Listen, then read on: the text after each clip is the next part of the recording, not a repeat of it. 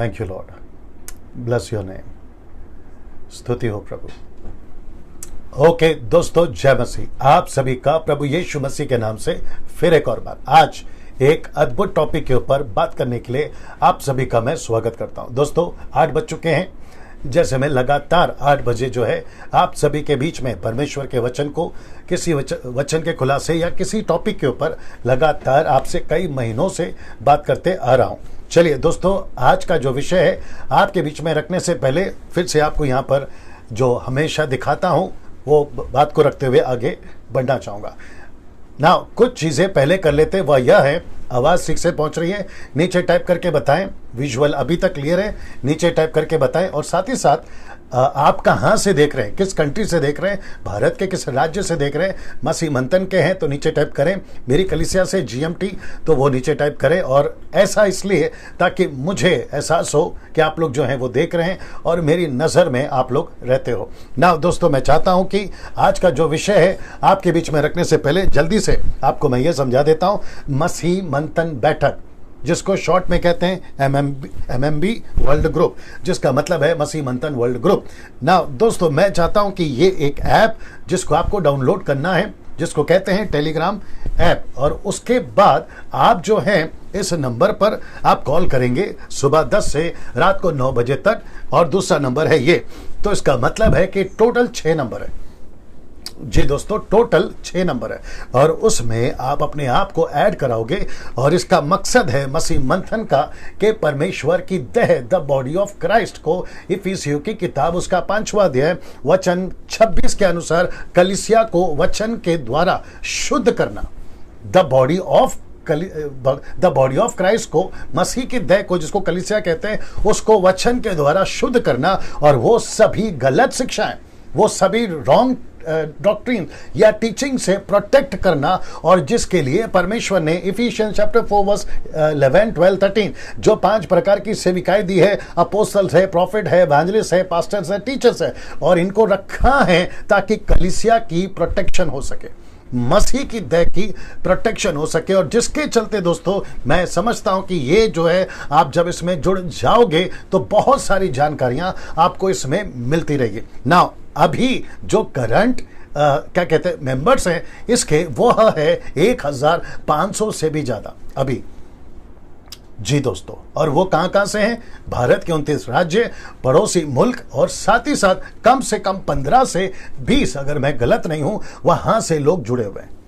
जी दोस्तों, सो आप सभी को पर्सनली मैं डैनियल राज वेलकम करता हूं। आप लोग सब इस ग्रुप को ज्वाइन करें जिसका नाम है MMB वर्ल्ड ग्रुप, सो मसीह मंथन बैठक वर्ल्ड ग्रुप। मैं चाहता हूं कि इसको आप ज्वाइन करें, जुड़ें, और बहुत सारी शिक्षाएं इसके द्वारा या फिर इस ग्रुप में हम देते चले जाएंगे। और जैसे जैसे ये आगे बढ़ेगा, जैसे जैसे दिन बढ़ेंगे, आप लोग बहुत सारी चीज़ों को सुन पाओगे ना। दोस्तों मैं चाहता हूं कि आपको साथ ही साथ ये जो नंबर्स हैं इसकी स्क्रीनशॉट ले लीजिएगा।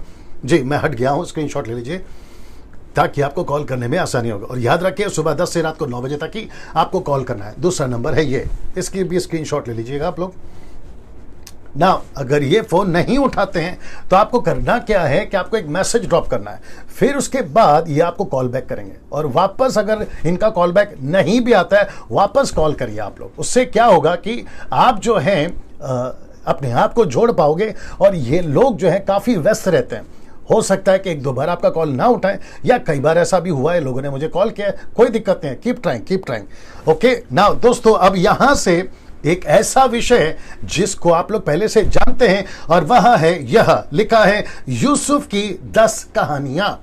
यूसुफ की 10 कहानियां, 10 स्टोरीज ऑफ जोसेफ, इंग्लिश में ऐसे आ सकता है, जो कि मैंने नहीं डाला, आप लोग फेसबुक पे देख सकते हैं। यूसुफ की 10 कहानियां। साथ ही साथ मुझे अभी याद आया है, यूट्यूब के ऊपर कम से कम 1 लाख से भी ज्यादा जो सब्सक्राइबर्स हैं, कुछ महीनों के लिए, मैं समझता 1-2 महीना लगेगा, मैंने कमेंट्स बॉक्स को, जो कमेंट्स का ऑप्शन है उसको बंद रखा है। उसकी वजह यह है कि बहुत सारे लोग अलग तरीके से कमेंट्स कर रहे हैं, और जिसको लेकर मैं नहीं चाहता हूं कि किसी प्रकार का जो दूसरे लोग, जो अच्छे लोग हैं, वो लोगों को किसी प्रकार की कोई दिक्कत हो, तो जिसके चलते बंद रखा है। तो ये आपको याद दिला दिया। सो यूट्यूब, फेसबुक, आप लोग जितने जुड़ रहे हैं अभी, आप सभी का डैनियल राज व्यक्तिगत तौर पे स्वागत करता है आज के इस अद्भुत टॉपिक को सीखने के लिए। ना मैं यहां से शुरू हो रहा हूं, और मुझे लगता है कि अभी जो आंकड़ा है वह है जी 500 के लोग, 500 के आसपास लोग जुड़ चुके हैं। आप सभी लोगों से सिर्फ एक ही रिक्वेस्ट है जी, वह है इस प्रचार के वीडियो को, इस लिंक को, या जो मैं भी कर रहा हूं, इसको खूब शेयर करिए। और मैं चाहता हूं कि लोगों तक जाए सही शिक्षा, खरी शिक्षा, परमेश्वर की वचन की शिक्षा लोगों तक जाए, और बहुत सारी बातों से जो लोग हैं प्रभु के राज्य में सीख सके, आगे बढ़ सके ना। मैं जानता हूं कि कल का वीडियो, यानी कि यस्टरडे जो मैंने प्रचार करा था, उसके द्वारा भी आपने बहुत आशीष पाई होगी। मैं इस बात को जानता हूं, और मुझे यकीन है कि परमेश्वर ने पौलुस के जीवन से जो घटना घटी थी प्रेरितों की किताब 14वें अध्याय में, उसके द्वारा मुझे काफी लोगों ने मैसेजेस करे हैं, कमेंट्स करे हैं, कॉल्स करे हैं, और अद्भुत तरीके से लोग उसको शेयर कर रहे हैं। और मैं समझता फेसबुक और यूट्यूब पे काफी लोग हजारों की तादाद में उसको देख चुके हैं और आशीषित हो चुके हैं ना। मैं एक और चीज ऐड कर देता हूं, जो मुझे करना था मैंने नहीं डाला, वह यह है कि यूट्यूब चैनल मेरा आप लोग दूसरों को रिकमेंड करें कि वे देखें, और उससे क्या होगा कि जो शिक्षाएं हैं, जैसे आप आशीषित हो रहे हैं वैसे दूसरे भी आशीषित हों। उसके चलते जो है ये बात मैं कर रहा हूं। चलिए दोस्तों, अब यहां से मैं शुरू कर रहा हूं यूसुफ की 10 कहानियां। तो सबसे पहला है ये, जिसको कहते हैं यूसुफ की पहली कहानी, जहां से शुरू होती है। और वह क्या है आपके बीच में रखने जा रहा हूं। इस वचन के अनुसार उत्पत्ति की किताब, उसका 47वां अध्याय, वचन 2 और 3, 47वां, okay, Genesis chapter 37 verse 2 and 7, 2 and 3, 2 से 3 तक ये वचन जी। अब आपके बीच में वचन रखूंगा, फिर उसके ऊपर बात करूंगा, और फिर उससे आप क्या सीखे मैं वो भी बताऊंगा। तो सबसे पहले ये वचन जी दोस्तों, यहां लिखा है, और याकूब के वंश का वृत्तांत यह है कि यूसुफ 17 वर्ष का होकर भाइयों के संग भेड़ बकरियों को चराता था, और वह लड़का अपने पिता की पत्नी बिल्हा और जिल्पा के पुत्रों के संग रहता था। ये वो 2 पत्नियां हैं जो राहेल और लिया। आप समझ गए होंगे राहेल और लिया कौन है, जो उसकी दासियां थी। उसके साथ जो बच्चे पैदा हुए थे, याकूब की जो विवाह हुई थी, उसके बाद जो बच्चे पैदा हुए थे, यूसुफ जो राहेल का बेटा है, उनके साथ ज्यादा रहता था। यह बात को बताती है, जब आप पढ़ोगे तो पता चल जाएगा कि कम से कम उत्पत्ति के टोटल 50 अध्याय में 14 अध्याय इस लड़के के ऊपर है, टोटल 14 अध्याय ना। दोस्तों, यूसुफ 17 वर्ष का होकर भाइयों के संग भेड़ बकरियों को चराता था। वो लड़का अपने पिता की पत्नी बिल्हा और जिल्पा के पुत्रों के संग रहता था। अब इसको देखिए, और लिखा है कि उनकी बुराइयों का समाचार अपने पिता के पास पहुंचाया करता था जी। अब इस लड़के से, जिसका नाम है यूसुफ, जिसकी उम्र मात्र 17 साल है, ये 17 साल का लड़का ये टोटल पूरी तरह से ये समझ चुका था कि सही क्या है, गलत क्या है, कहां साथ देना है और कहां साथ नहीं देना है, किस चीज पे हाँ कहनी है और किस चीज पे ना कहनी है। ये लड़का जान गया था, 17 साल का लड़का। और लिखा है कि अपने भाइयों की बुराई जो है, जब ये सुनता था, देखता था, महसूस करता था, तो उसकी बुराई का समाचार वो अपने पिता के पास पहुंचाया करता था कि देखिए पिताजी यहां गलत हो रहा है, देखिए पिताजी ये ठीक नहीं लग रहा है, देखिए पिताजी ये ठीक नहीं लग रहा है। और एक चीज करता हूं, जो कि मैं बहुत कुछ कर सकता था, लेकिन 1 घंटे के इसमें 10 पॉइंट समझाना है ना। ये लड़का जिसका नाम है यूसुफ, 17 साल का लड़का, जब अपने भाइयों के साथ में उठता बैठता आता जाता होगा, तो इसके भाई इसको कहते होंगे कि यूसुफ यार, जो गलती हम कर रहे हैं, जो पाप हम कर रहे हैं, जिस बुराई में हम हैं, तो हमारा साथ क्यों नहीं देता? हम एक ही पिता के बच्चे हैं। जब हम ये कर रहे हैं, शायद हो सकता है अभी आज की तारीख में, आज की भाषा के हिसाब से, सिगरेट पी रहे तो तू क्यों नहीं पी रहा, शराब पी रहे तो तू क्यों नहीं पी रहा, व्यभिचार कर रहे तो तू क्यों नहीं कर रहा, हम झूठ कर कर पैसे, झूठी से पैसे कमा रहे, या झूठ कर कर नहीं दिख रहा है, ठीक से कर दो उसको, ठीक है ना, झूठ से पैसे कमा रहे हैं तो तू हमारा साथ क्यों नहीं दे रहा, हम भ्रष्टाचार कर रहे हैं तो तू हमारा साथ क्यों नहीं दे रहा। तो ऐसी बातों पर यूसुफ जो है उनका साथ नहीं देता था। और जिसका समाचार लाकर वो अपने पिता को देता था। अब यहां से यूसुफ का कैरेक्टर, यूसुफ का चरित्र, यूसुफ का जीवन, यूसुफ का स्वभाव, यूसुफ का जीवन किस तरीके से परमेश्वर के साथ कनेक्टेड था, यह परमेश्वर को कितनी बखूबी समझता था और यूसुफ को पता था क्या सही है और क्या गलत है। Can you believe that? Yusuf 17 साल का लड़का ये सभी बातों को जानता था कि परमेश्वर कुछ चीजों को पसंद नहीं करता है, तो ये अपने भाइयों का साथ नहीं देता था ना। दोस्तों, अब आपके बीच में मैं रखने जा रहा हूं ये वचन, जो वचन 3 कहता है। लिखे, देखिए क्या लिखा है। और इस्राएल यानी कि याकूब उसका पिता अपने सब पुत्रों से बढ़ के यूसुफ से प्रीति रखता था। अब वो प्रीति क्यों रखता था, उसके कई वजह हो सकते हैं। अगर मैं उसमें घुसूंगा ABCD बहुत टाइम जाएगा, बट मुझे ऐसा लगता है कि यूसुफ को, क्षमा करे, याकूब को, जो यूसुफ का पिता है, उसको यूसुफ इसलिए भी अच्छा लगता होगा क्योंकि यूसुफ जो है वो जेन्युइन था, वो खरा था, वो ईमानदार था। और याकूब को लगा कि ये जो मेरे सभी 12 बच्चे हैं उसमें यूसुफ जो है एक ऐसा है जो हमेशा भक्ति की बात करता है, हमेशा वचन की बात करता है, हमेशा प्रार्थना की बात करता है। एक ऐसा लड़का है जो कभी भी सिगरेट नहीं पीता, शराब नहीं पीता, गलत काम नहीं करता। उसके चलते यूसुफ से ज्यादा प्रीति रखता था कौन? उसका पिता याकूब, क्योंकि वह उसके बुढ़ापे का पुत्र था और उसने उसके लिए रंग बिरंगा अंगरखा बनवाया था।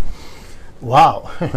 तो इसका मतलब है दोस्तों कि यूसुफ जो जिसका पिता का नाम है याकूब, अपने टोटल 12 बच्चों में यूसुफ का कपड़ा अलग होता था।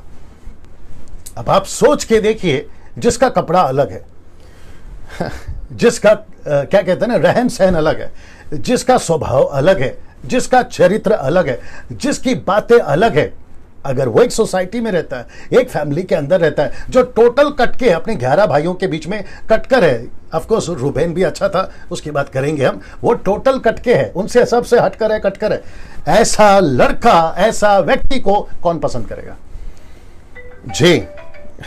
ऐसे व्यक्ति को कौन पसंद करेगा? और उसी के चलते हुआ क्या? उसी के चलते यह हुआ कि यूसुफ जो है एक तो शिकायत करता है गलत चीजों की, साथ नहीं देता गलत चीजों की, और उसके चलते हो यह रहा है कि उसका कपड़ा भी अलग है और पिता का फेवर, पिता का प्रोटेक्शन उसके ऊपर ज्यादा है। और उसी के चलते अब इस कहानी से क्या सीखा या क्या सीख सकते हैं? वह यह है कि भाइयों की बुराई में साथ नहीं दिया। किसने? यूसुफ ने, इस लड़के ने अपने भाइयों की बुराई में उसने साथ नहीं दिया। उसने कहा कि मैं नहीं दे सकता साथ।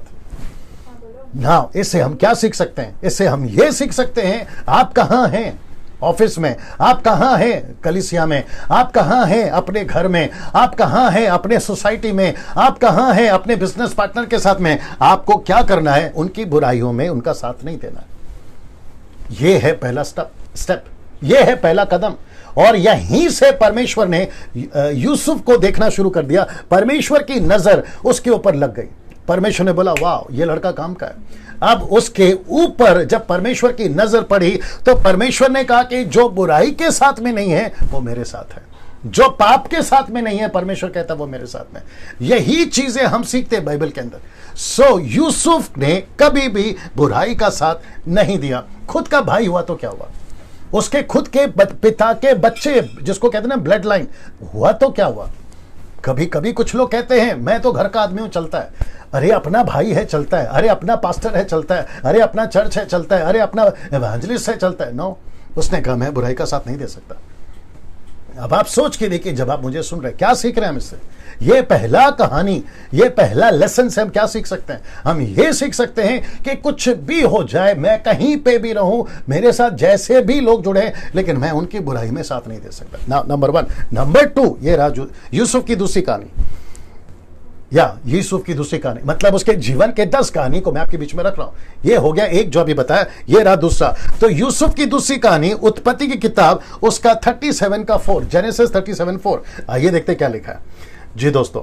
लिखा है, सो जब उसके भाइयों ने देखा कि हमारा पिता हम सब भाइयों से अधिक उससे प्रीति रखता है, तब वे उससे बैर करने लगे और उसके साथ ठीक तौर से बात भी नहीं करते थे।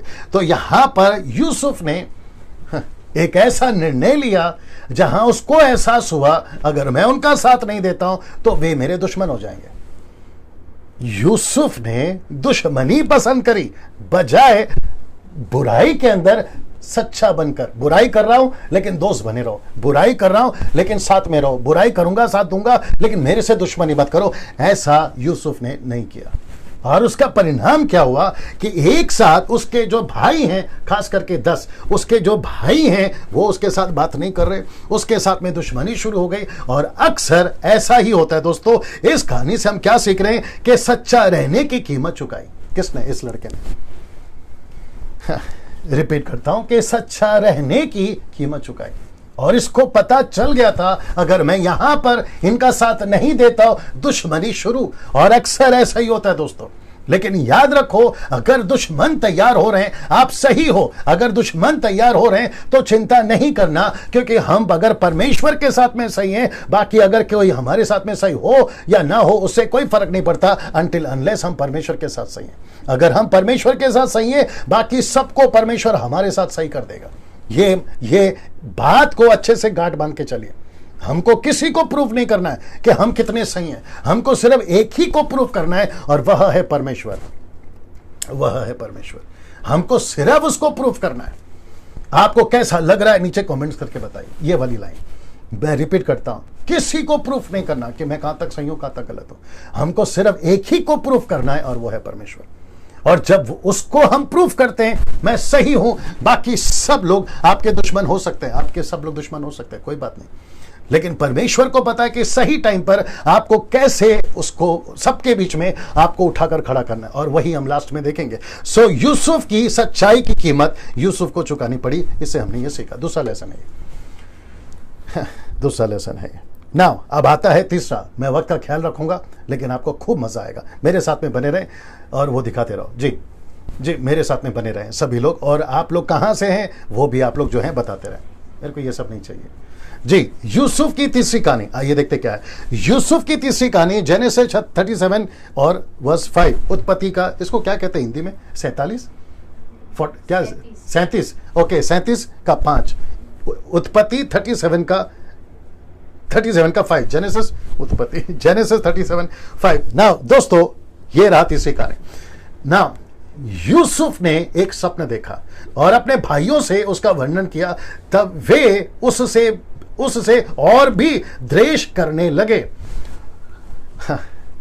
अभी आपको पता है मुसीबत क्या हो रही है? बड़े ध्यान से सुनिए। सबसे पहले यूसुफ सच्चा रहा, उसने सच्चाई का साथ दिया, भाइयों के साथ बुराई नहीं की। दूसरा, उसकी कीमत चुकानी पड़ी क्योंकि उसके भाई उसके अगेंस्ट में हो गए। किसके? सच्चाई के चलने के चलते।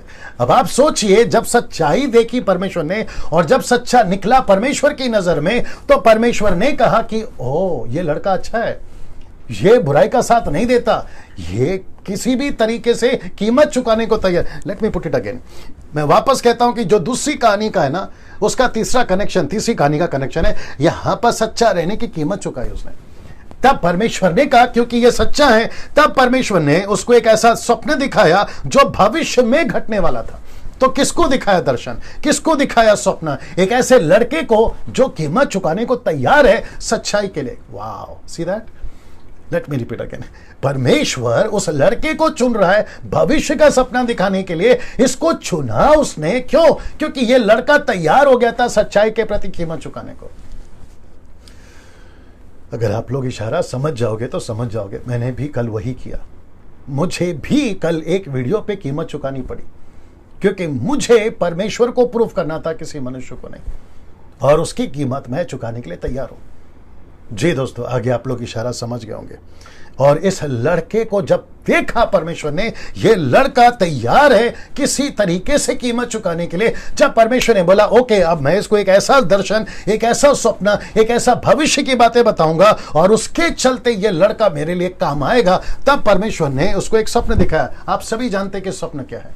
स्वप्न यह है कि कम से कम ऐसे 11 क्या कहते हैं, गेहूं की पुलिया या गट्ठे यूसुफ के गट्ठे को दंडवत कर रहे हैं, प्रणाम कर रहे हैं, और ऊपर सूरज चांद और 11 तारे यूसुफ को प्रणाम कर रहे। ये दूरदर्शन देखा उसने, यह सपना देखा, और उसी का जब वर्णन किया तो आपको पता है क्या हुआ? उसका परिणाम यह हुआ कि एक तो पहले से बैरी थे या दुश्मन थे, यूसुफ को पसंद नहीं करते थे, और उसी के चलते जब यह दर्शन उनको सुनाया गया तो दुश्मनी और भी बढ़ गई। और अब इसको देखिए, इस कहानी से क्या सीख सकते हैं? परमेश्वर की योजना को नहीं समझे। कौन नहीं समझे? उसके 11 भाई।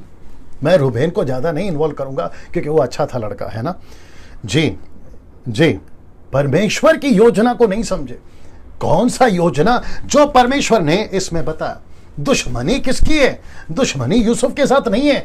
वैसे तो थी क्योंकि वो सच्चा था, लेकिन किसके लिए सच्चा था? परमेश्वर के लिए। वापस दुश्मनी क्यों बढ़ गई? क्योंकि सपना देख रहा है। सपना क्या देख रहा है? तुम झुककर मुझे दंडवत कर रहे हो, ऊपर के सूरज चांद और 11 तारे मुझे दंडवत कर रहे हैं। ये योजना किसकी है? परमेश्वर की। तो यूसुफ जो है, अब इसको ऐसा भी बोल सकते हैं, यूसुफ जो है परमेश्वर के चलते, परमेश्वर की योजना के चलते उसने जो है अपने भाइयों से, अपने लोगों से, अपने आसपास के लोगों से उसने दुश्मनी मोल ली। किसके चलते? परमेश्वर के चलते, जिसको कहते हैं बीच में सैंडविच हो रहा है। कौन?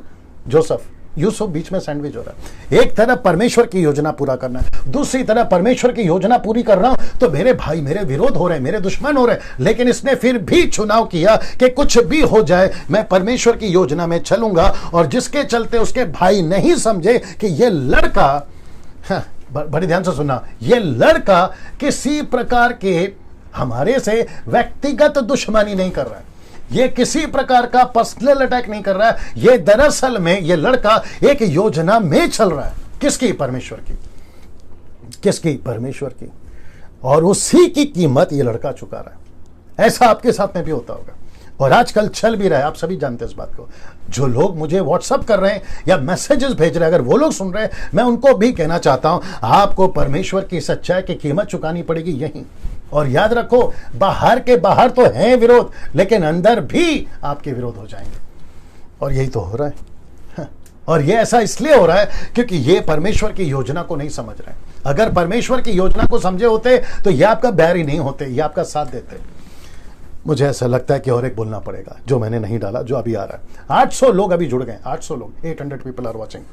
आप सभी का स्वागत है। शेयर करना शुरू करिए, ठीक है ना जी, या वॉच पार्टी करना शुरू करिए। बहुत ध्यान से सुनिएगा।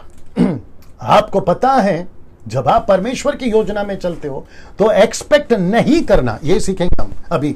एक्सपेक्ट नहीं करना, आपका सब साथ देंगे। जी नहीं, आपका सब साथ नहीं देंगे।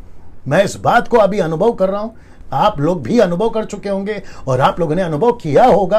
और जो अभी अनुभव नहीं किए तो पहले से तैयार हो जाओ। आप जैसे ही परमेश्वर की योजना में बढ़ना शुरू करते हो, आप कभी भी एक्सपेक्ट नहीं करना आपको चारों तरफ से सपोर्ट मिलेगा। नहीं करना। इसको नहीं मिला, इस लड़के को चारों तरफ से सपोर्ट नहीं मिला, बल्कि इसको तो यहां तक कि पिता ने उसको दपटा, उसको कहा कि चुप कर, क्या बोल रहा है, कैसे दर्शन देखता है, कैसे सपना देखता है। यहां तक कि याकूब भी नहीं समझा। लेकिन याकूब की एक बात अच्छी थी कि याकूब, लिखा है, याकूब जो है उसके सपने को नहीं भूला, उसके दर्शन को नहीं भूला। उसने बोला कुछ तो बात है। यह बात अच्छी थी याकूब की ना। बहुत ध्यान से सुनिएगा। उसके 10 भाई, मैं 11वें को नहीं गिना, रूबेन को, उसके 10 भाई इसके योजना को नहीं समझे, और उसी के चलते दुश्मनी कर बैठे। और यही आज भी हो रहा है। वो नहीं समझ रहे, इसीलिए ऐसी बातें कर रहे। वो नहीं समझ रहे, इसीलिए आपके अगेंस्ट में। और जिस दिन समझ जाएंगे वो आपका साथ जरूर देंगे, जो कि आखिरी में हुआ यहां पर। नाउ यूसुफ की चौथी कहानी, आइए देखते क्या सीख सकते हैं। और मैं वक्त का ख्याल रखूंगा। उत्पत्ति की किताब, उसका 37 और वर्स 18। जेनेसिस 37:18। उत्पत्ति 37 ना, 37 का 18, आई थिंक मैं सही हूं जी। ये रहा चौथी कहानी। आइए देखते क्या चौथी कहानी। और उसमें लिखा है कि जो ही उन्होंने उसे दूर से आते देखा तो उसके निकट आने के पहले ही उसे मार डालने की युक्ति की। किसको? यूसुफ को ना। अब आपको समझना होगा। देखिए, जैसे ही यहां पर लिखा है, कहां गया जी, जैसे कहां गया, और एक दे देता हूं। ये देखिए, यहां पर लिखा है उसके बैरी हो गए। जी दोस्तों, लिखा है उसके बैरी हो गए। और बैरी ऐसे हो गए कि ठीक से उसके बात भी नहीं करे, उसके साथ बात भी नहीं करे। तो यहां तक ठीक था, बात नहीं करे, ठीक है, दुश्मनी है, ठीक है, नफरत है, ठीक है, यहां तक ठीक है। लेकिन हद पार हो रही है। देखो मैं बताता हूं कहां पार हो रही है। हद पार हो रही है यहां पे। कहां गया? ये वाला हद पार हो गई, चौथी कहानी में हद पार हो गई। वचन 18 में लिखा है कि जय ही उन्होंने उसे दूर से आते देखा तो उसके निकट आने के पहले ही उसे मार डालने की युक्ति की, मार डालना। अब आप सोचिए दुश्मनी कहां चली गई, अब आप सोचिए बैर कहां तक चला गया, अब आप सोचिए कि किस हद तक। और ये लोग कौन है? लिखा है याकूब के एक ही, क्या कहते हैं ना, एक ही फैमिली के बच्चे, वन ब्लड रिलेशनशिप, एक ही पिता के बच्चे। अब आप सोच के देखिए कि एक ही पिता के बच्चे। यूसुफ क्यों यहां पर इतना संतुष्ट था या रिलैक्स था? बॉडीगार्ड के साथ नहीं गया, वेपन के साथ में नहीं गया, क्योंकि उसके खुद के भाई हैं और उसको एहसास तक नहीं था कि जैसे दूर से यूसुफ आ रहा है, यहां पे प्लानिंग बन रही है कि इसको मारें कैसे। अब आप सोच के देखिए कि इनको मार डालो, अपने भाई को मार डालो, ऐसी विचार किसने डाली होगी? जैसे कि हाबेल को मार डालो, केन ने प्लान किया, पहला मर्डर, खुद के भाई का पहला मर्डर। जैसे ही पाप हुआ आदम से, उसका परिणाम क्या था? मर्डर, कत्ल, हत्या। वाह, सोच के देखिए लूसीफर किस तरीके से कड़वाहट पैदा कर सकता है, किस लेवल तक उसके अंदर दुश्मनी डाल सकता है। तो ये यहां प्लान कर रहे हैं कि जो सबको मर्डर कर दो, जो सबका कत्ल कर दो, ना रहेगी बांस, ना बजेगी बांसुरी। ये नहीं रहेगा तो इसका दर्शन का क्या, ये नहीं रहेगा तो इसका सपने का क्या, सब कुछ खत्म हो जाएगा इसके कत्ल के साथ में। ऐसी युक्ति जब बनाई तो इस कहानी से, चौथी कहानी से हम क्या सीख सकते हैं? कि परमेश्वर की योजना की कीमत चुकाना पड़ा। किसको? यूसुफ को। परमेश्वर की योजना का कीमत चुकाना पड़ा। अब आप सोच के देखिए यूसुफ के साथ में क्या बीती होगी। यहां पे जैसे ही उनको पता चला कि ये मुझे कत्ल करने वाले हैं, मुझे गड्ढे में फेंकने वाले हैं, मुझे जो है जिस गड्ढे में फेंका गया था वहां ना खाना है, ना पानी है, ना वहां पर किसी प्रकार का सांस लेने की किसी प्रकार की सुविधा, दम घुटता होगा। और ये सब कर कौन रहे? मेरे खुद के भाई। अब आप सोच के देखिए वहां सांप होगा, बिच्छू होगा, पता नहीं क्या क्या होगा। लेकिन इस सब की चिंता ना करते हुए ऐसी दुश्मनी पैदा करी, आप सोच नहीं सकते हैं, आप सोच नहीं सकते हैं। क्या आपके साथ में भी ऐसी हो रहा है जिसकी आपको कीमत चुकानी पड़ रही है परमेश्वर की योजना की? क्या आपके साथ ऐसा हो रहा है? और आप सोच रहे कि पास्टर डैनियल मैं गलत कहां हूं? मैं भी आजकल पूछ रहा हूं कि मैं गलत कहां हूं? क्या प्रचार करना गलत है? क्या यीशु की सेवा करना गलत है? ऐसा प्रश्न मेरे मन में भी उठा। मैंने कल जिक्र करा, आपके भी मन में उठ रहा होगा। मैं गांव में सेवा कर रहा हूं, मेरा कसूर क्या है? इतनी दुश्मनी क्यों? मैं आज आपको इस लड़के के कहानी से यह सीख देना चाहता हूं, आप परमेश्वर की योजना में हो, कीमत तो चुकानी पड़ेगी। आप परमेश्वर की योजना में हो सर, आप परमेश्वर की योजना में हो। आपको पता है गत्समनी के बाग में यीशु ने क्या प्रार्थना करी? उसने कहा कि अगर हो सके तो ये कटोरा हटा ले या टाल दे, क्योंकि ये सहन के बाहर है। लेकिन आपको पता है उसने क्या कहा यीशु ने आखिर में? उसने कहा कि हे पिता, लेकिन तेरी मर्जी पूरा हो। जितने पास्टर्स, जितने सेवक, जितने मिशनरी पुरुष या स्त्री, जितने सेवक पास्टर्स पुरुष या स्त्री, मैं उन सभी को कहना चाहता हूं अपने अंदर एक हिम्मत रखो। मैं उसकी योजना में हूं, कीमत तो चुकानी पड़ेगी। मैं उसके दर्शन में हूं, कीमत तो चुकानी पड़ेगी। मुझे परमेश्वर ने, अगर पास्टर सपना मूर्तिजापुर, अगर आप अभी देख रही हैं, क्योंकि मुझे पता चला है कि बहुत सारे लोग आपके अगेंस्ट में ये बोल रहे हैं आपकी मिनिस्ट्री तो बंद हो गई, आपकी सेवा तो बंद हो गई, वो भीड़ तो अभी नहीं आएगी, आपका मिनिस्ट्री ठप हो गया। अगर आप परमेश्वर की योजना में चल रही है, आपको ये अभी कीमत चुकानी पड़ रही है। लेकिन वेट करो कि परमेश्वर एक दिन मकाम को ऊंचा करेगा, बल्कि जो खोया है उसका डबल परमेश्वर देने वाला है। हो सकता है कि अगर कोई सेवक थक हार कर, निराश होकर अपनी सेवा को मैं बंद कर दूंगा, मुझे कहां कहां से लोग बदनाम कर रहे हैं, मुझे कितने सारे लोग जो है सोशल मीडिया पे ट्रोल कर रहे हैं, इन सभी को मैं बंद कर दूंगा, अब मुझे नहीं चाहिए, मैं घर पर चुपचाप बैठूंगा, मैं बिजनेस स्टार्ट कर लूंगा। अगर ऐसा बैठे सोच रहे हैं, मैं आपको यह बताना चाहता हूं कि इस चौथे कहानी के इस लड़के से हम ये सीख सकते हैं कि परमेश्वर की योजना की कीमत चुका रहे हैं आप, परमेश्वर की योजना की कीमत चुका रहे हैं आप। दोस्तों कैसा लग रहा है नीचे टाइप करके बताएं। मैं जानता हूं कि इस वक्त में परमेश्वर की आत्मा आपसे बात कर रही है। कोई दिक्कत नहीं, कोई दिक्कत नहीं, कोई दिक्कत नहीं। इतिहास गवाह है, अच्छे अच्छों को सताया गया है, अच्छे अच्छों के विरोध में बातें की गई, अच्छे अच्छों को ट्रोल किया गया, अच्छे अच्छों को कहा गया कि इसका कत्ल कर दो, और कत्ल किए, कत्ल किए, कत्ल किए। इब्रानियों किताब 11 अध्याय में हीरोज की कहानी है, द हीरोज ऑफ फेथ। आप अगर उसको पढ़ोगे तो पता चलेगा ऐसी कितनी घटनाएं हैं जो सच्चाई के चलते, परमेश्वर की योजना के चलते कीमत चुकाई। Can you believe that? कोई बड़ी बात नहीं है, कोई बड़ी बात नहीं। तो हम क्या सीख रहे हैं? परमेश्वर की योजना के प्रति आपको कीमत चुकानी पड़े। यूसुफ का क्या कसूर है? मुझे नहीं पता, मैं छठवें मुद्दे पे नहीं जा पा रहा हूं। यूसुफ का क्या कसूर है? सिर्फ इतना कि उसको दर्शन मिला, सपना मिला, वो सपने को उसने क्या बोलते हैं, इंटरप्रेट करा। प्रभु ने मुझे सपना दिया है भाइयों, ये मेरा दर्शन नहीं है, ये परमेश्वर का। मेरा क्या कसूर है? मुझे क्यों मार रहे हो? मेरा क्या कसूर है? मुझे गड्ढे में क्यों डाल रहे हो? मेरा क्या कसूर है? मेरा दम क्यों घुट रहा है? मेरा क्या कसूर है? पानी की प्यास लग रही, भूख लग रहा है, तुम लोग तो मेरे अपने खुद के भाई हो, एक ही पिता के बच्चे, मेरे को गड्ढे में क्यों फेंक दिया? ये लड़का बोलता होगा मेरा क्या कसूर है, मेरा क्या कसूर है मेरा क्या कसूर है। आप भी बैठे बैठे सोच रहे होंगे, पास्टर्स आप भी बैठे बैठे सोच रहे होंगे, इवेंजलिस्ट आप भी बैठे बैठे सोच रहे होंगे, सेवा करने वाले सेवक आप भी सोच रहे होंगे, पुरुष और स्त्री। मैं आपको कहना चाहता हूं, आपका कसूर नहीं है। परमेश्वर ने आपको आपकी योजना में खड़ा किया है, बस आप उसकी कीमत चुका रहे हैं। और आपको पता है, परमेश्वर को अच्छे से पता है कि जब आप जितना नीचे जाओगे, आपकी बुनियाद बन रही है, क्योंकि आपको उतना ही ऊंचा परमेश्वर खड़ा करेगा ना, तो ये जो नीचे बुनियाद बनी है ना, ये आपको टिकने में सहायता देगी, ये आपको टिकने में सहायता देगी। डोंट वरी, मत हो पा रही है, मैंने कल भी कहा, डोंट गिव अप। आज आप इससे सीख रहे हैं। और मैं आपको बता दूं, ये जो सब्जेक्ट है ना, ये जब जितनी घटनाएं अभी घट रही है ना, ये सब्जेक्ट वो घटना घटने से पहले परमेश्वर ने मुझे दिया था। मेरे जो क्या कहते हैं MMB के जो एडमिन्स हैं, वो जानते हैं इस बात को। मैं यूसुफ की कहानी के ऊपर मैं काफी टाइम से प्लान कर रहा हूं। मेरे घर के फैमिली से पूछे, आप मेरे बच्चों से पूछे, वो बताएंगे यूसुफ की 10 कहानियों का चर्चा मैं पहले से कर रहा था। यूसुफ की 10 कहानियां, ये सब होने से पहले मुझे ऐसा लगता है कि परमेश्वर मुझे प्रिपेयर कर रहा होगा कि डैनियल ऐसी घटना घटने पर है, लेकिन मैं तुझे इसका रेवलेशन प्रकाशन अभी से दे रहा हूं। ये एक अच्छी बात है परमेश्वर की कि वो सपोर्ट करता है। ये एक अच्छी बात है कि परमेश्वर अपने आत्मा के द्वारा हमें हमेशा बूस्ट करता है कि यस आगे बढ़ो, यस आगे बढ़ो। एक्ट चैप्टर 18:9 मैंने कल बताया था, पौलुस से परमेश्वर कहता है मत डर, कहे जा, चुप नहीं रहना। ये है हिम्मत। और मैं आप सभी को कहना चाहता हूं, अगर ये प्रचार किसी पास्टर को जो कहीं पे थक गया है, ये ट्रोल के चक्कर में, ये किसी एलिगेशन के चक्कर में, ये बदनामी के चक्कर में, अगर वो कहीं पे थक कर घर पे बैठना चाहता है, मैं कहना चाहता हूं कि निकलो बाहर और परमेश्वर की योजना में आगे बढ़ो। आप कुछ दिन तक ये कीमत चुकाओगे, लेकिन परमेश्वर आपको उभारेगा, परमेश्वर आपको फिर से खड़ा करेगा इन्हीं के सामने जो आज आपको बदनाम कर रहे हैं ना। दोस्तों, मैं चाहता हूं कि यहां से अब मैं 5वें कहानी पे आता हूं। यूसुफ की 5वीं कहानी से क्या सीख सकते हैं? जेनेसिस 37:28। आइए देखते क्या लिखा है ये वाला।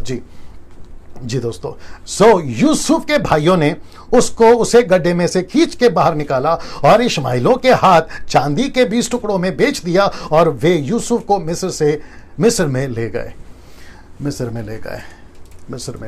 37 का 36 भी मैं बता देता हूं, जो कि सीधा आगे मिदानियों ने, मैं आपको क्यों पढ़वा रहा हूं मैं बाद में बताता हूं। यूसुफ को मिस्र में ले जाकर पोतीफर नाम फिरौन के एक हकीम और जल्लादों के प्रधान के हाथ में बेच डाला। इसका मतलब है कि यहां पे इस कहानी में यूसुफ 2 बार बिका।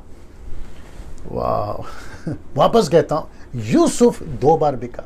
एक सबसे पहले इश्माइलियों के हाथ, दूसरा मिस्रियों के हाथ, जिसका नाम है पोतीफर। ये फिरौन का हाकिम यानी कि सेनापति, पुलिस अधिकारी, बड़ा पुलिस अधिकारी। एक राजा होता है, एक हाकिम का अधिकारी होता है, यह है पोतीफर। तो यूसुफ 2 बार बिका। अब आप लोग सोच रहे होंगे कि पास्टर डैनियल आप बोलना क्या चाहते हैं। बहुत बारीकी से सुनिएगा और बहुत ध्यान से सुनिएगा। तो सबसे पहले मैं बताता हूं कि इश्माइलियों, ये लोग कौन है? ये आपको पता है कौन है? ये इश्माइल वही लड़का है जो इसहाक से पहले पैदा हुआ। आप लोग समझ गए होंगे, हजीरा। इसहाक की मां का नाम है सारा, ये लड़के की मां का नाम है हजीरा। इसके दोनों के बच्चों का बाप है इब्राहिम, जो भी बोलना चाहो। उसके बाद यूसुफ, माफ करें, इसहाक के बाद में याकूब के बाद में यूसुफ। तो यूसुफ को पता था अच्छे से, क्योंकि ये उसी के वंशज का बच्चा है। यूसुफ को पता था कि इजराइली यानी कि अब्राहम यानी कि इसहाक यानी कि याकूब का जो दुश्मनी है इन लोगों से, इश्माइलियों से। अब आप सोच के देखिए कि नफरत किस लेवल तक है। जी दोस्तों, सोच के देखिए, ये आंकड़ा है। सोच के देखिए नफरत किस हद तक है। नफरत उस हद तक है, बहुत ध्यान से सुनना, नफरत उस हद तक है कि इन्होंने यूसुफ को जिसको भेजा है ना, ऐसा हो सकता है कि बहुत सारी आदमियों को खरीदने की टोली पहले से गई होगी, लेकिन इनको पता था कि एक ऐसी टोली आएगी जो कि लिखा है इश्माइलियों की टोली या इश्माइलियों के साथ में बेचने वाला। इन्होंने प्लान किया होगा, इन्होंने प्लान किया होगा, इन्होंने प्लान किया होगा। तो इनकी दुश्मनी की लेवल देखिए कि दुश्मन को बेचेंगे, ऐसे दुश्मन को बेचेंगे जो हमसे नफरत करते हैं, जो याकूब से नफरत करता था इश्माइल के लोग, जो इसहाक से नफरत करता था इश्माइली लोग, जो अब्राहम से नफरत करते थे इश्माइली लोग, इस लड़के यूसुफ को ऐसों को ही बेचेंगे। और बेचे किसने, कितने में? 20 चांदी के टुकड़ों में, 20 चांदी के टुकड़ों में। अब मुझे नहीं पता कि उन दिनों में यह रकम कितनी होगी, लेकिन आपको पता है यूसुफ ऐसे लोगों के हाथ में बिक गया जिसका नाम है इश्माइल। और आपको पता है इश्माइल ने यूसुफ को मिस्रियों को कितने में बेचा, उसका रिकॉर्ड नहीं मिला मुझे, बाइबल के अंदर नहीं मिला, ठीक है ना।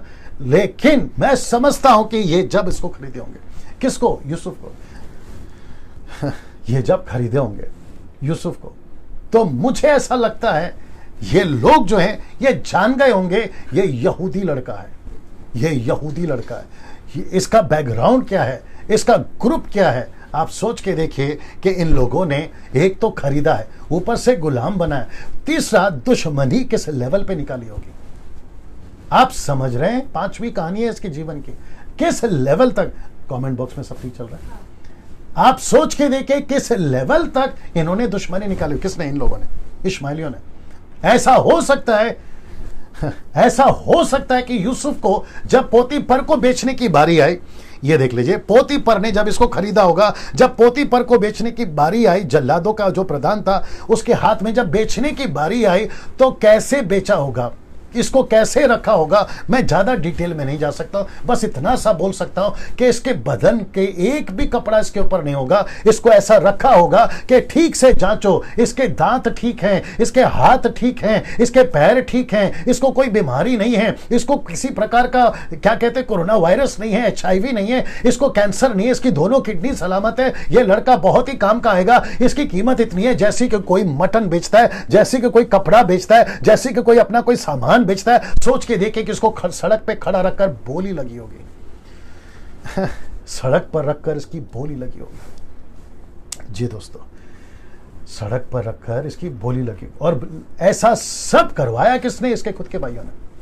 तो इश्माइलियों ने कहा होगा पोतीफर को कि देखो, इससे बेहतर लड़का नहीं मिलेगा, इससे बेहतर आपको आदमी नहीं मिलेगा, ये टोटल परफेक्ट है, कहीं से भी डैमेज नहीं है, इसकी पांचों की पांचों उंगलियां ठीक है, इसका पैर, हाथ, आंख, कान, इसको कोई तकलीफ नहीं है। आप सोच के देखिए कि कैसी शर्मिंदगी यूसुफ उठा रहा है, किसके चलते, किसकी कीमत चुका रहा है? बहुत ध्यान से सुनना, किसकी कीमत चुका रहा है? पहला पॉइंट, पहला कहानी, सच्चाई की कीमत चुका रहा है, सच्चाई की कीमत चुकाया। ऊपर से परमेश्वर की नजर पड़ गई, यह लड़का काम का है, परमेश्वर ने योजना में शामिल किया। जब परमेश्वर का योजना में शामिल किया, परमेश्वर ने उसको दर्शन दिया, स्वप्न को दिखाया, इसने अपने भाइयों को सुनाया, मेरा कसूर नहीं है, यह तो परमेश्वर करवा रहा है, और वो उसकी कीमत चुका रहा है। वो बीच सड़क में खड़ा, जहां लाखों हजारों लोग उसको देख रहे हैं, इसकी कितनी कीमत है। हो सकता है कि उसके ऊपर एक पट्टा लगा होगा कि ये 30 चांदी के सिक्के में बिक जाए, ये 100 चांदी के सिक्के में बिक जाए, इसको कौन खरीदेगा। सुबह से लेकर शाम तक बोली लगती होगी, और ये लड़का सड़क पर खड़ा परमेश्वर को पूछ रहा होगा कि परमेश्वर, क्या मेरे को इसी के लिए आपने चुना था? क्या इसी के लिए आपने मुझे चुना था? ये लड़के का कसूर क्या है? कुछ नहीं। इसको किसने कहा था? परमेश्वर ने, कि तुझे ये सपना दे रहा हूं। ये परमेश्वर का काम था। लेकिन यूसुफ जो है बेचारा, उसकी कीमत चुका रहा है। ये कहानी से हम क्या सीख सकते हैं? खुद को सौंप देना योजना के लिए, खुद को सौंप देना परमेश्वर की योजना के लिए। परमेश्वर मैं जितना शर्मिंदा होना चाहता हूं, मुझे जितना शर्मिंदा करना चाहते हैं, मुझे जितना नीचे ले जाना चाहते हैं, मुझे जितना लोग सोशल मीडिया पे ट्रोल कर रहे हैं, मुझे जितनी भी धमकियां मिल रही हैं, मुझे जितना भी एलिगेशन लग रहा है, मुझे जितना भी लोग सता रहे गांव में, शहर में, मुझे सेवा करने नहीं दे रहे हैं, मैं बीच सड़क पर खड़ा हो गया हूं, लेकिन मैं तेरे योजना को पूरा करने में तेरा साथ दूंगा। उसने खुद को सौंप दिया परमेश्वर की योजना के लिए। वाह, सी दैट। दोस्तों, कैसा लग रहा है? ये आपको अभी जो मैंने कहा ये कैसा लग रहा है? क्या आपकी परिस्थिति आज ऐसी है और आप खुद से सवाल पूछ रहे कि प्रभु मैं बीच सड़क में आ गया हूं, चारों तरफ से बोली लग रही है, मेरा कसूर क्या है? इसने परमेश्वर की योजना के लिए खुद को सौंप दिया। बोला जैसा चाहो आप करवा लीजिए परमेश्वर, जैसा चाहो आप मुझे लेकर जाइए परमेश्वर। मुझे कभी इश्माइली खरीद रहे हैं, कभी मुझे मिस्र के लोग खरीद रहे हैं, मेरी बदनामी हो रही है, बदन पे कपड़ा नहीं है, वक्त पे खाना नहीं मिल रहा, पानी नहीं मिल रहा, मन चाहा जीवन नहीं जी पा रहा। जब बाप के घर में था तो कपड़े थे रंग बिरंगे, वक्त पे खाना मिलता था, बड़े शान से रहता था, लेकिन जैसे ही मैं आपकी योजना में आ गया ये सब कुछ देखना पड़ रहा है। मैं आपको बता दूं, इसने खुद को सौंप दिया। मैं आप सभी को कहना चाहता हूं, खुद को सौंप दो परमेश्वर की योजना के लिए, खुद को सौंप दो। आपको इस पृथ्वी पे कोई नहीं समझेगा सिवाय परमेश्वर के। मैं आपको सच बता रहा हूं, इस पृथ्वी पे आपको कोई नहीं समझेगा सिवाय परमेश्वर के। परमेश्वर योजना बना रहा है आपके लिए, अद्भुत योजना बना रहा है, और उसी योजना में आपको सौंप दीजिए। आपको पता ही है जितना नीचे जा रहा है परमेश्वर उतना ऊंचे के लिए इसकी योजना बना रहा है। इसने कहा कि कोई बात नहीं, मैं खुद को सौंप देता हूं। छठवीं बात, क्योंकि वक्त को भी ख्याल रखना है, छठवीं बात, यूसुफ की छठवीं कहानी से हम क्या सीख सकते हैं? उत्पत्ति की किताब उसका 39 का 2 देख लेते हैं। जेनेसिस 39 का 2, आइए देखते क्या लिखा है। लिखा है, यूसुफ अपने मिस्री स्वामी के घर में रहता था और यहोवा उसके संग था, सो वह भाग्यवान पुरुष हो गया। ये जो शब्द है ना भाग्यवान पुरुष, इसको थोड़ा सा हाईलाइट करूंगा। आपको पता है जब इसको पोतीपर ने खरीद लिया, जब ये सड़क पर खड़ा था, इसकी पोतीपर का जो सेनापति है ना राजा का, उसकी नजर जब इसके ऊपर पड़ी तो पोतीपर ने कुछ तो इसके अंदर देखा होगा ना, कुछ तो देखा होगा, उसका चेहरा देखा होगा। उसके चेहरे पे ऐसी शर्मिंदगी के भी अवसर पर उसके चेहरे पे एक पॉजिटिव देखा होगा कि चलो कोई बात नहीं, क्योंकि मैं आपको बता चुका हूं ना कि उसने खुद को सौंप दिया परमेश्वर के लिए। तो परमेश्वर ने कहा कि ओके, मैं तुझे एक ऐसे आदमी के हाथ में बिकवाऊंगा। My goodness, get ready. उसको उसने नहीं खरीदा जो अब इसके भाइयों से भी डबल जल्लाद थे, उसको उसने खरीदा जिसका दिल अच्छा था, पोतीपर का दिल अच्छा था। परमेश्वर ने क्या किया पता है? उसको ऐसे व्यक्ति के हाथ में बिकवा दिया, या इसको कहा कि चल तू खरीद ले इस पोतीपर, क्योंकि ये लड़का मेरी योजना का है। तो इसका मतलब क्या मालूम है? परमेश्वर आपके क्राइसिस में भी, आपके तकलीफ में भी ऐसे व्यक्तियों को भेजता है जहां परमेश्वर का फेवर, वो चाहे अविश्वासी हो या विश्वासी हो, ऐसे व्यक्ति को भेजता है जहां पर आपको वो फेवर देता है। आप देख लीजिए ना, वो आपको फेवर देता है। यूसुफ अपने मिस्री स्वामी के घर में रहता था, यहोवा उसके संग था और वो भाग्यवान पुरुष हो गया। इसका मतलब क्या पता है? उसका जो हेल्थ है मजबूत हो गया, उसके चेहरे पे रौनक वापस आ गई, उसके कपड़े अच्छे हो गए। ये इतना स्मार्ट था, ये इतना भाग्यवान पुरुष था कि इसकी खुद की पत्नी इसके साथ में गलत काम करने के लिए मोहित हो गई। अब आप सोच के देखिए कि ये कितना मूल्यवान पुरुष हो गया होगा या भाग्यवान पुरुष हो गया होगा। ये बहुत खूबसूरत दिखने लगा था उन दिनों में। 17 साल का लड़का, शायद हो सकता है कि तब तक 20 साल का हो गया होगा। XYZ हम नहीं जानते, इतिहास नहीं लिखा है ना इसके लिए। ऐसा लड़का लिखा है कि भाग्यवान होगा। अब इसको देखिए, इस कहानी से हम क्या सीख सकते हैं? परमेश्वर की योजना में शैतान को मौका नहीं दिया। मैं आपको बताता हूं क्यों। क्योंकि जैसा ही ये भाग्यवान हो गया, इसकी खुद की पत्नी, किसकी? पोतीपर की पत्नी, इसके साथ कहती है कि मेरे साथ में गलत काम कर, क्योंकि घर पर कोई नहीं है। आप जरा ध्यान से सुनना। जैसे ही इसको पता चला यूसुफ को, आपको पता है डे 1 से, let me repeat again, day 1 से इसने पोतीपर की पत्नी को कहा नो नो नो। वाह, मैं रिपीट कर दूं, इसने डे 1 से, पहले दिन से कहा नहीं नहीं नहीं। आपको पता है इसने ऐसा क्यों कहा? क्योंकि लिखा है कि यूसुफ को पता था कि अगर इस घर पर कोई नहीं है, लेकिन एक परमेश्वर है जो देख रहा है। उसका कैमरा उस घर पर लगा है। और आपको पता है पोतीपर की पत्नी इस व्यक्ति के ऊपर इतनी तरीके से मोहित क्यों हो गई या इंप्रेस क्यों हो गई? क्योंकि इसकी बातें, इसका हालचाल, इसका क्या कहते हैं ना, अपीयरेंस बहुत गजब का था उन दिनों के सभी लड़कों से। तो पोतीपर की पत्नी कहती है तू दिखता अच्छा है, तेरी बातें अच्छी है, तू इंटेलिजेंट है, और सबसे बड़ी बात है कि तेरे ऊपर पता नहीं कुछ तो ऐसा अनुग्रह है कि तू सबसे अलग है।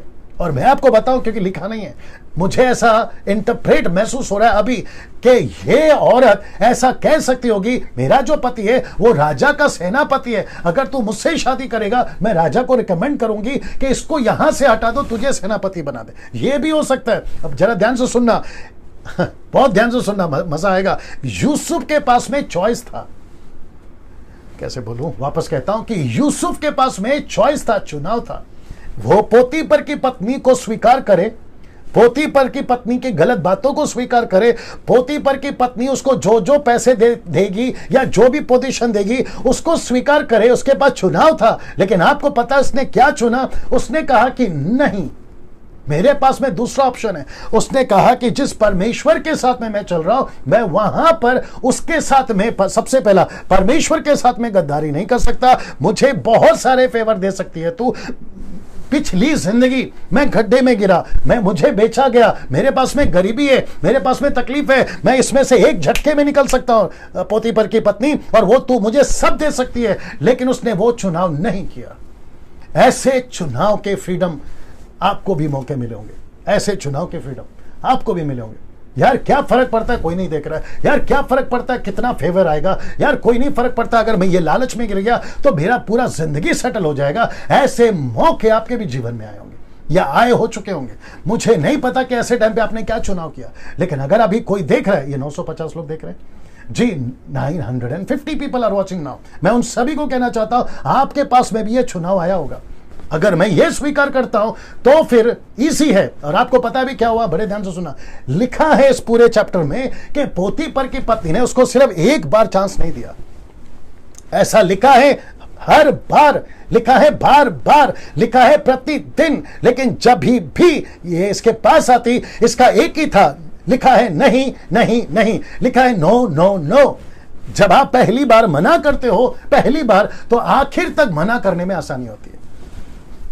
आप नहीं समझे शायद, लेट मी रिपीट, मैं रिपीट करता हूं। जब आप एक बार मना करते हो ना, तो आखिर तक मना करने में इजी होता है। लेकिन अगर आपने एक बार हाँ कर दिया और आगे जाके अगर आपको ना बोलना हो तो वो मुश्किल हो जाता है। और आपको पता है इसके छोटे से ना ने इसको एक बहुत बड़े ना से बचाया, या फिर बहुत बड़ी मुसीबत से बचाया।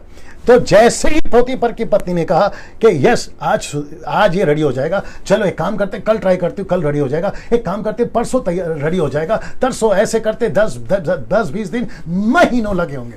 लेकिन आपको पता है जब एक ऐसा फाइनल डे आया, ऐसा लिखा है कि जब घर पर कोई नहीं था, तो इसकी पत्नी ने, पोतीफर की पत्नी ने उसके कपड़े पकड़ लिए, उसके कपड़े पकड़ लिए और कहा कि अब तो जबरदस्ती होगी। और आपको पता है ऐसे टाइम पे जोसेफ क्या कर सकता था?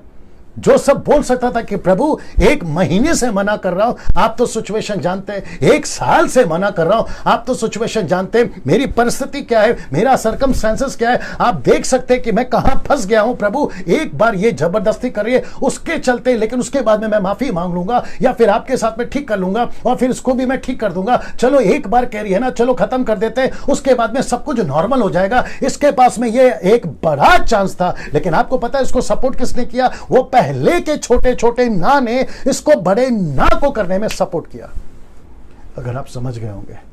और लिखा है कि यूसुफ ने कहा कि मुझे पता है, बड़े ध्यान से सुना दोस्तों, मैं कनेक्ट करने जा रहा हूं, इसको पता था, यूसुफ को पता था अगर मैं यहां से भागा, उसके मेरा कपड़ा उसके हाथ में रह जाएगा। मैं अगर यहां से भागा, उन दिनों में सीसीटीवी कैमरे नहीं होते थे, किसी घर के अंदर जैसे आजकल लगते हैं ना, वैसे नहीं था, और वहां कोई आदमी भी नहीं था जो देखे। सो इसको पता था अगर मैं यहां से भागा और ये कपड़ा उसके हाथ में रह गया, ये चीख सकती है, चिल्ला सकती है और ये मेरे ऊपर गलत आरोप लगा सकती है। और जो अच्छा खासा मैं चल रहा हूं, जो अच्छा खासा मैं चल रहा हूं, भाग्यवान पुरुष हो गया हूं, आज पैसे हैं, रोटी है, घर है, महल है, सब कुछ, और सबसे बड़ी बात तो राजा का, माफ करे, सेनापति का मैं फेवरेट भी हूं। कल को मेरा भविष्य अच्छा हो सकता है, लेकिन अगर मैं अभी भागा तो सब रिवर्स हो जाएगा, सब रिवर्स हो जाएगा। आपको पता है इसने क्या चुनाव किया? जी दोस्तों, एग्जैक्टली वही चुनाव किया। ये कपड़े छोड़कर भाग गया, ये कपड़े छोड़कर भाग गया। इसलिए लिखा है, इस कहानी से हम क्या सीख सकते हैं कि परमेश्वर की योजना में शैतान को मौका नहीं दिया। मैं आपको कनेक्ट करता हूं, ये देख लीजिए, दिख रहा है उसमें ये वाला, उसने शैतान को मौका नहीं दिया। आपको पता है इसका मतलब क्या है? अगर जोसेफ, ये लड़का, अगर जोसेफ पोतीफर की पत्नी के साथ में गलत कर बैठता, तो आपको पता है ये किससे वंचित हो जाता? इसको पैसे मिल जाते, सब कुछ ठीक हो जाता, और पोतीफर की पत्नी के साथ जितना दिन चाहे मजा कर सकता था, अच्छी जिंदगी जी सकता था, 4 पैसे, सब कुछ आ सकता था। लेकिन ये शैतान की योजना में फंस जाता और परमेश्वर की योजना से दूर हो जाता। ये परमेश्वर की योजना से दूर हो जाता दोस्तों। अब आप सोच के देखिए ऐसा कितनी बार मौका आपके जीवन में आया होगा। अब आप सोच के देखिए ऐसा मौका आपके जीवन में आ सकता है। जो 17 साल का, 18 साल का, 20 साल का, 25 साल का लड़का लड़की देख रहे हैं, मैं आप सभी को वार्न करना चाहता हूं, परमेश्वर आपको एक योजना में लेके चल रहा है। शैतान भी आपको उसी योजना से भटकाने के लिए अपनी योजना में लेके चलता है। अब चुनाव आपके हाथ में है। वो चाहे पैसा हो सकता है, वो चाहे लालच हो सकता है, वो चाहे घमंड हो सकता है, वो चाहे मूर्ति पूजा हो सकता है, वो चाहे व्यभिचार हो सकता है। आपको मौके पे मौके देता रहेगा, लेकिन आपको पता है आपको एक ही ट्राई करना है। द डे वन से आपको कहना है नो नो नो, नहीं नहीं नहीं, दैट्स इट। और वही चीज आपको आगे तक मदद करती है। यस परमेश्वर, मैं तेरी योजना में चलना चाहता हूं क्योंकि मैं समझ गया। और आपको पता है ऐसी ही शैतान की योजना आज भी चल रही है और उसी में आपको और मुझे संभल कर रहना है ना। इससे हम ये सीखते हैं। अब बात करते हैं यूसुफ की 7वीं कहानी। मेरे पास में 15 मिनट और है। यूसुफ की 7वीं कहानी, आइए देखते क्या लिखा है। उत्पत्ति की किताब 39 का 20, देखते क्या लिखा है। लिखा है, बड़े ध्यान से सुनिएगा, यूसुफ के स्वामी ने उसको पकड़कर बंदीगृह में डाला, बंदीगृह में जहां राजा के कैदी बंदी थे डलवा दिया, सो वह बंदीगृह में रहने लगा। जरा ध्यान से सुनिएगा। अब यहां पे ओके, अब एक और वचन देता हूं, पहले इसको बता दिया, अब ये वचन सुन लीजिए।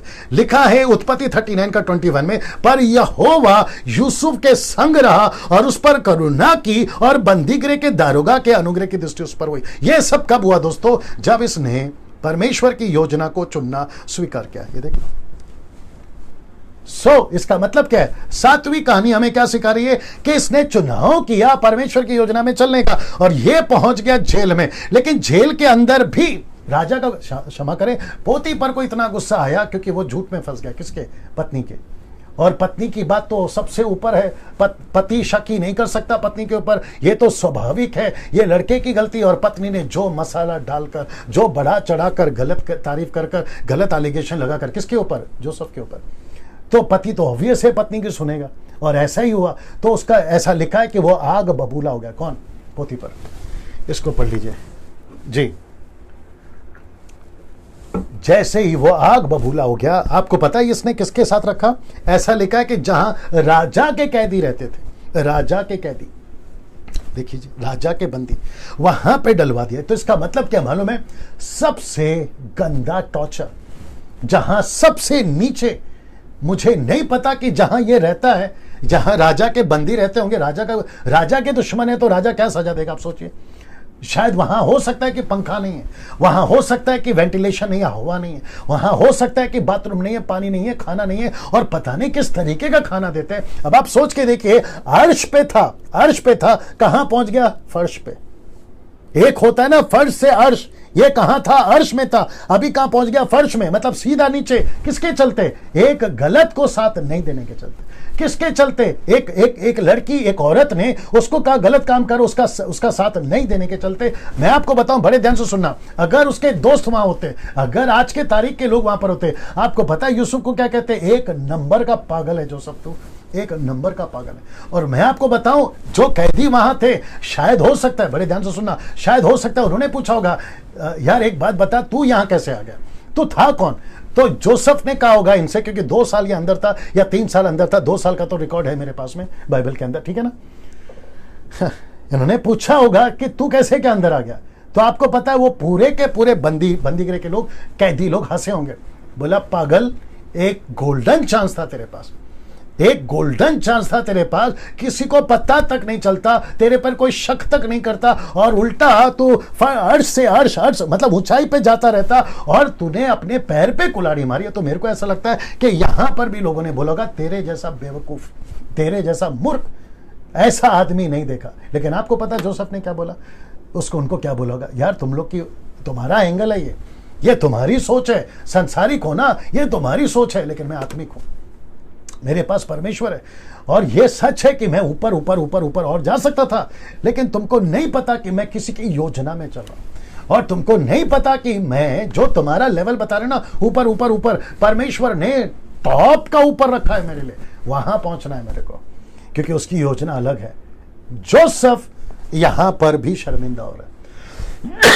एक्सक्यूज मी, जोसेफ यहां पे भी शर्मिंदा हो रहा है।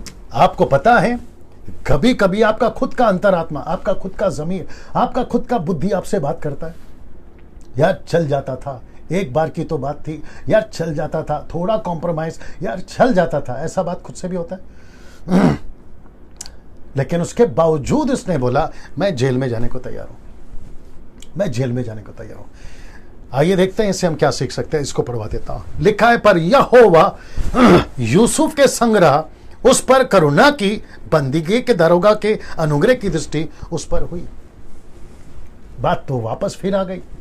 जब आप परमेश्वर के साथ सही चलते हो, आप जब परमेश्वर के साथ में ठीक होते हो, तो परमेश्वर आपको जब देखता है कि तुम उसके साथ सही हो, परमेश्वर अपना करुणा देना शुरू करता है, आप जहां कहीं पे भी है। और इसको मैं ऐसा कहूंगा कि इस कहानी से हम ये सीख सकते हैं, जिसको कहते हैं सेकंड डाउनफॉल। किसका? जोसेफ का।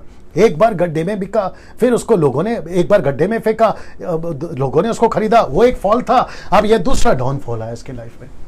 ये भी तो सोचना होगा ना कि परमेश्वर एक बार गड्ढे में फेंकवा दिया, फिर कैदी से लोगों ने खरीद लिया, मेरी क्या बदनामी हुई है, मैं कहां तक गया, लेकिन अभी तो मेरी कोई गलती भी नहीं थी। आप तो जानते थे ये सेकंड डाउनफॉल है। लेकिन उसके बावजूद भी ये लड़का गलत का साथ नहीं दिया, ये लड़का गलत का साथ नहीं दिया। उसके बावजूद भी ये परमेश्वर के साथ ईमानदारी से चलता रहा। क्या गजब की कहानी है, क्या गजब की कहानी है। मैं समझता हूं कि अगर बॉलीवुड, हॉलीवुड, टॉलीवुड इसके लड़के के ऊपर ये 10 कहानी लेकर अगर मूवी बनाते, मैं समझता हूं कि समाज में क्या मैसेज जाएगा, क्या मैसेज जाएगा। वो चाहे कोई भी कौम का हो, क्या मैसेज जाएगा। मेरी कोशिश है, बाहर के लोग तो सीखेंगे इससे, लेकिन मेरा प्रश्न है हम मसीह लोग कितना सीखना चाहिए। और उसी की कोशिश में आज आपके साथ आया हूं, उसी की कोशिश में आज आपके साथ आया हूं। बहुत समझना होगा, बहुत समझना होगा। उसके बावजूद इस कहानी से सेकंड डाउनफॉल है, लेकिन ये टस से मस नहीं हुआ। अब बात करते हैं यूसुफ की 8वीं कहानी। आइए देखते क्या लिखा है उत्पत्ति के 41 का 1 में, जेनेसिस 41:1। आइए देखते क्या लिखा है। लिखा है, पूरे 2 बरस के बीतने पर फिरौन ने यह स्वप्न देखा कि वो नील नदी के किनारे पर खड़ा है। वो नील नदी के किनारे पर खड़ा है ना। मैं आपको यह बाद में बताऊंगा, फिलहाल इसको यहां रोकता हूं। अभी क्या हुआ, जब ये जेल में था, वहां पर पिलाने हारा और पकाने हारा, मतलब जो अंगूर का जूस बनाकर, जिसको दाकरस कहते हैं, वो देने वाला, और दूसरा खाना खिलाने वाला, वहां जंगल, माफ करें, बंदीगृह के अंदर जब सपना देखा, उसका अर्थ जब जोसेफ ने बताया, और उन्होंने कहा कि जब तुम लोग बाहर निकलो तो मेरी सूदी लेना, जोसेफ ने कहा, लेकिन ये लोग भूल गए। ऐसा सिलसिला कितने साल तक चला? 2 बरस तक। मैंने कहा ना, उसका रिकॉर्ड है 2 साल तक। ये 2 साल तक वहीं पर है। कभी कभी ऐसा होता है ना कि परमेश्वर, लगता है आप मुझे भूल गए, लगता है परमेश्वर आपने अपना योजना कहीं पर और शिफ्ट कर दिया। कभी कभी ऐसा लगता है ना कि यार मैंने खुद की पैर पे कुल्हाड़ी मारा, अब तो मैं जिसके ऊपर भरोसा करता था वो परमेश्वर ने भी, लगता है, मेरा साथ छोड़ दिया, अब मैं करूं क्या? तो मैं आपको बता दूं, कभी भी परमेश्वर के योजना पे, बहुत ध्यान से सुनना, कभी भी परमेश्वर की योजना पे रद्दी भर भी शक नहीं करना, रद्दी भर भी डाउट नहीं करना। परमेश्वर को परफेक्ट पता है, अपने टाइम पे वो उठाना जानता है। तो 2 साल बीत गए। अब यहां पे जो चांस था, किसको? जोसेफ को लगा कि जो राजा का पिलाने हारा और पकाने हारा मदद करेगा। परमेश्वर ने अटैक किसको किया पता है? राजा को ही अटैक कर दिया। फिरौन का जो टॉप का राजा है ना, उस पर अटैक किया, उसको सपना दे दिया। और वो सपना क्या था? 7 साल अच्छा अनाज, अच्छी फल, अच्छा क्या कहते हैं, गेहूं चावल। लेकिन 7 साल के बाद जो बीतेगा वो भयंकर अकाल, ऐसा सपना दे दिया। अब प्रश्न उठा कि पूरे मिस्र में सपने का अर्थ कौन बताएगा? और आपको पता है, लड़का निकला यूसुफ। ये इसको याद आया, बोला अरे प्रभु, स्वामी, ये बंदीगृह में एक लड़का था, जब आपने मेरे को डाल दिया था ना, वो लड़का था जिसने मुझे बताया और मेरे सपने का एक्यूरेट अर्थ बताया। तब राजा कहता है चलो एक काम करो, उसको बुलाओ। अब जोसेफ का जो डाउनफॉल था, अब वो नीचे से अब वो ऊपर बढ़ेगा। आइए देखते कैसे लिखा है इसमें। फिरौन ने यूसुफ से कहा, सुन, मैं तुझको मिस्र के सारे देश के ऊपर अधिकारी ठहराता हूं। वाह, मैं पूरे मिस्र में तुझे सबके टॉप अधिकारी बनाता हूं। मतलब पोतीपर के ऊपर भी। तब आप सोच के देखिए, अगर पोतीपर की पत्नी के हाथ गलत तरीके से बिक गया होता, आज उसको यह पोजीशन मिलता? अगर 2-3 साल अगर रुका नहीं होता, आज उसको यह पोजीशन मिलता? मैं वही तो कहने की कोशिश कर रहा हूं। हम कई बार, क्योंकि 2 मिनट का नूडल का आदत हो गया, इंस्टेंट फूड का आदत हो गया, फास्ट फूड का आदत हो गया, क्योंकि आजकल कंप्यूटर का जमाना है और नेस कॉफी का जमाना है, ऐसा लगता है कि टक टक टक टक सब कुछ हो जाए। नहीं होगा दोस्त, नहीं होगा। आपको वेट करना पड़ेगा, आपको धीरे से आना होगा, आपको परमेश्वर की योजना के अनुसार चलना होगा, और ये परमेश्वर करेगा। तो जितने लोग देख रहे हैं, just weight upon the Lord, that's it. मैं इतना ही बोलना चाहूंगा, just weight upon the Lord. ये आंकड़ा है, just weight upon the Lord. जो भी 950 लोग देख रहे हैं या उसके ऊपर, मुझे नहीं मालूम, आप सभी को मैं कहना चाहता हूं, just weight upon the Lord. परमेश्वर सही वक्त पर आपको जो है मौका देगा ना। इस कहानी से क्या सीखा? परमेश्वर अपनी योजना आपके साथ खत्म नहीं करता। हम इससे ये सीख सकते हैं, क्योंकि परमेश्वर ने यूसुफ को, माफ करें, मिस्र को हिला दिया, मिस्र के राजा तक को हिला दिया। फिर परमेश्वर ने कहा कि यूसुफ क्या हुआ, अगर पकाने आ रहा, पिलाने आ रहा, या आसपास के लोग तेरा सपोर्ट नहीं कर रहे, मैं उतर रहा हूं, मैं ठीक करूंगा। और राजा को हिला दिया, राजा को हिला दिया। अब आप सोच के देखिए आपके साथ कैसा परमेश्वर। आप कह रहे थे कि रास्ता यहां से निकलेगा, आप कह रहे थे कि ये सपोर्ट करेगा, आप कह रहे थे कि वो मदद करेगा, सब फेल हो गया। परमेश्वर कभी फेल नहीं होता, परमेश्वर कभी फेल नहीं होता। और हम इससे ये सीख रहे हैं इस कहानी से, 8वें कहानी से, परमेश्वर अपनी योजना आपके साथ कभी खत्म नहीं करता। जब तक खत्म ना हो जाए खत्म नहीं करता, जब तक पूरा ना हो जाए खत्म नहीं करता। परमेश्वर बीच में साथ नहीं छोड़ता। दोस्तों, खुद को शाबाशी दीजिए, खुद को हिम्मत दीजिए। ऐसा परमेश्वर मिला है, ना धोखा देता है, ना झूठ बोलता है, ना सो जाता है, ना खत्म हो जाता है, वो हमेशा आपके साथ रहता है। क्या बात है, क्या बात है दोस्तों, कैसा लग रहा है ना। आते हैं सेकंड लास्ट पॉइंट पे, यानी कि नौवीं कहानी क्या है। देखिए, उत्पत्ति की किताब 42 का 3, 42 का 3। देखिए क्या लिखा है, लिखा है जी दोस्तों, लिखा है उत्पत्ति के 42 का 3 में, सो यूसुफ के 10 भाई अन्न मोल लेने के लिए मिस्र को गए। अब यहाँ पे मजा आएगा, अब यहाँ पे मजा आएगा जी दोस्तों। अब सुनना चाहोगे क्या हुआ?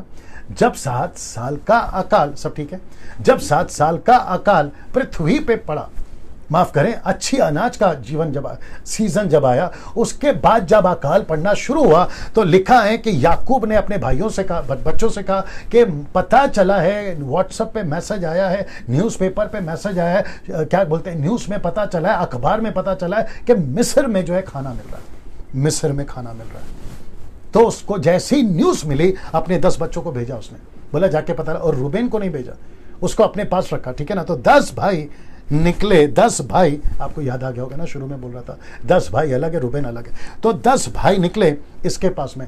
अब यहां पे बहुत कुछ हो सकता था, मैं कनेक्ट करता हूं, यहां बहुत कुछ हो सकता था। आपको पता क्या हो सकता था?